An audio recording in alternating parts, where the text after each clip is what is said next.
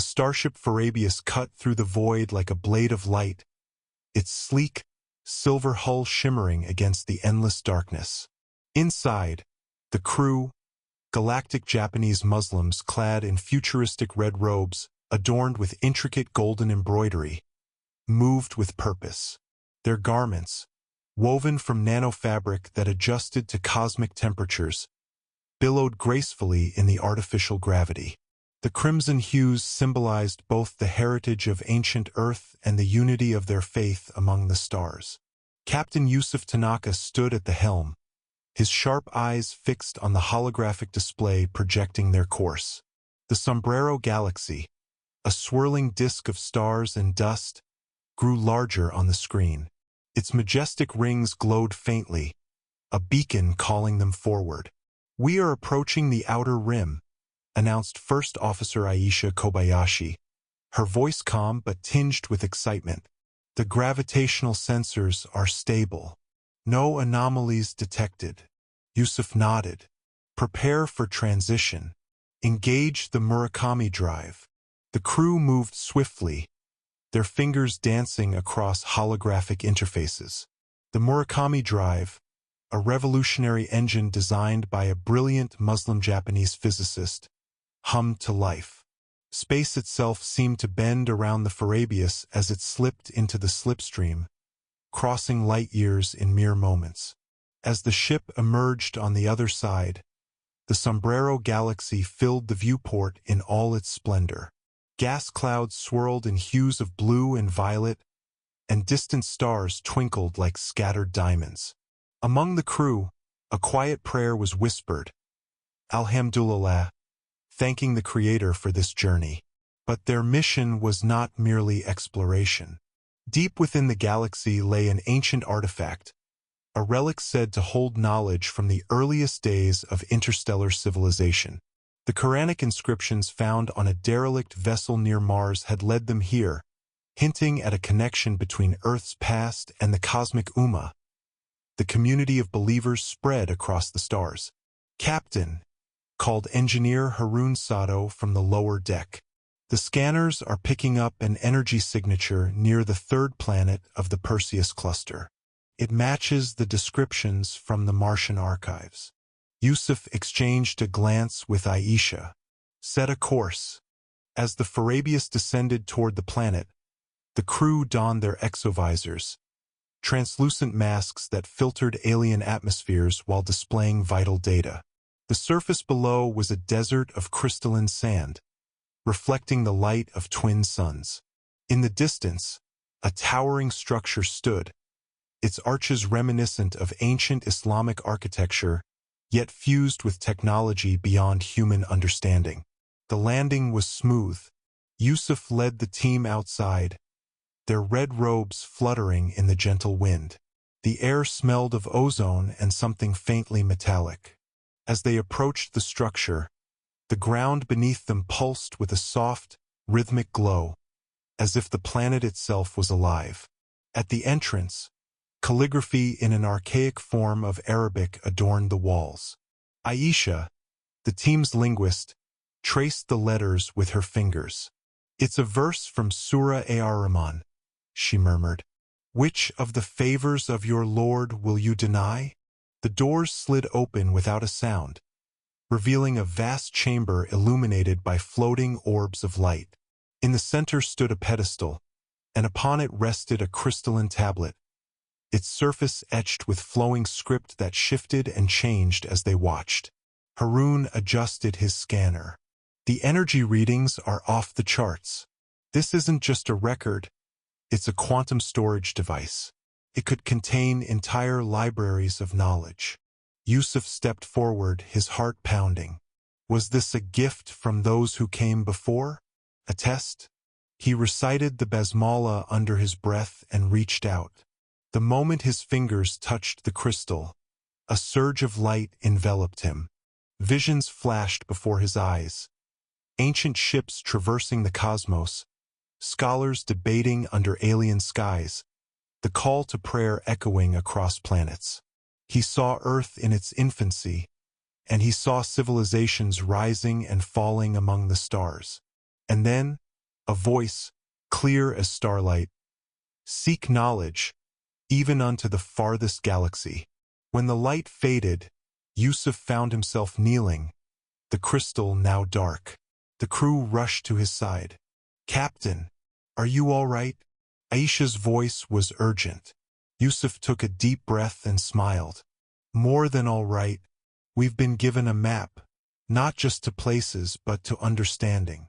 As the Farabius lifted off, leaving the planet behind, the crew gathered in the ship's prayer hall, their red robes pooling around them like pools of fire. They bowed in gratitude, their hearts full. The universe was vast, but they were not alone. The Ummah stretched across time and space, and their journey had only just begun. The stars awaited, and so, with faith as their compass, they sailed onward. The Farabius drifted silently through the cosmic expanse, its engines humming in a steady, meditative rhythm. The crew, devout Muslims of Japanese descent, their identities forged in the fusion of ancient tradition and interstellar exploration, moved through the ship's corridors with quiet purpose. Their futuristic red thobes and keffiyehs, woven from adaptive nanofibers, shimmered faintly under the ambient lighting, the crimson fabric symbolizing both the blood of martyrs and the fire of discovery. Captain Yusuf Tanaka stood at the observation deck, gazing at the Sombrero Galaxy's luminous spiral. It was breathtaking, a celestial whirlpool of stars, its dark dust lanes weaving through the glow like ink strokes on divine parchment. "Subhanallah," he whispered. First Officer Aisha Kobayashi approached, her exovisor retracting into her headpiece as she joined him. "The artifact's signal is stronger than ever. It's calling to us, Yusuf." He nodded. "Allah has guided us this far. We must trust in His plan."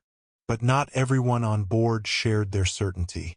In the shadows of the engineering bay, Chief Technician Daiki Rahman adjusted the Murakami drive's calibration, his fingers moving with practiced precision. His faith had always been steady until now. The visions Captain Yusuf described after touching the crystal tablet. They unsettled him. "What if we weren't meant to find this?" "Brother Daiki," a voice called. It was Navigator Layla Honda, her expression serene beneath her crimson hijab. "The final jump coordinates are set. We're ready." He exhaled. "Then let's finish this." The Farabius lurched forward, the Murakami drive bending reality around it. Space-time folded like a prayer rug being neatly tucked away, and in an instant, they were there, floating before an enormous, derelict space station. Its architecture a haunting blend of Islamic geometric precision and alien engineering. Aisha's breath hitched. This isn't just a station. It's a masjid." Yusuf's eyes widened. A mosque, suspended among the stars. Its minarets stretched toward the heavens, and its domes were inscribed with Quranic verses in a script that shifted before their eyes, sometimes Arabic, sometimes something older. The crew disembarked, their boots clicking against the station's metallic surface. The air was cold, yet a faint scent of oud lingered, as if the place had been abandoned only moments before. Then the voice came. "You have returned." The words resonated not in their ears, but in their souls. The crew turned as one to see a figure, tall, clad in robes of deep blue, its face obscured by a veil of shifting starlight. Yusuf stepped forward. "Who are you?" "We are the Keepers, the first believers who traversed the cosmos." The figure raised a hand, and the station's walls dissolved into holographic history, scenes of ancient travelers, their ships shaped like crescent moons, spreading the message of Tawheed across galaxies. Aisha gasped. "They were Muslims, like us." The keeper nodded. "The Ummah is not bound by Earth. It never was." But then, alarms blared. Engineer Harun's voice crackled over the comms. "Captain, the Galactic Federation has tracked us. Their warships are entering the system. Yusuf's jaw tightened. The Federation had long sought to suppress the truth of humanity's spiritual legacy among the stars. They feared what faith could do in the hands of those who understood its power. The Keeper's voice grew urgent. The artifact you recovered, it is a key. Activate it, and the knowledge of the ancients will be yours. But the Federation will stop at nothing to destroy it. Daiki clenched his fists. We can't let them erase our history again. Yusuf made his decision. Aisha, prepare the crystal. Harun, get the engines ready. We're not running, we're fighting. As the Federation's dreadnoughts loomed on the horizon, the crew of the Farabius stood united. Their red robes billowed like banners of defiance. The crystal tablet glowed in Yusuf's hands, its light merging with the station's ancient systems. And then, a pulse of energy erupted, not as destruction, but as revelation. The Federation ships froze, their systems overwhelmed by the flood of truth.